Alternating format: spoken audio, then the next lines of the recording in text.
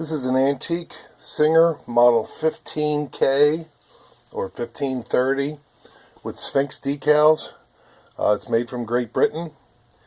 It's got a pretty good shine, good decals. There is one little flaw in the decals there from the rubber wheel that came off of the bobbin winder. The base itself does not come with the machine, neither does the hand crank, but there is a boss. You can mount a motor or a hand crank. Serial number is F6209000. There's 3 zeros. It dates it to 1915. Chrome on it, pretty good condition all around. And basically I'm just going to show you how it stitches. I've got 5 layers of thick denim, and it's about all that can fit under this foot.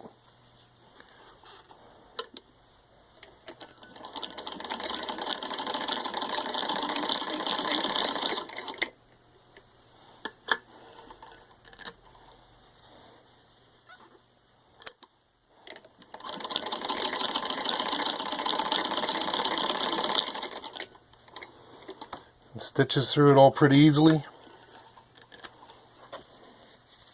The machine has also been serviced.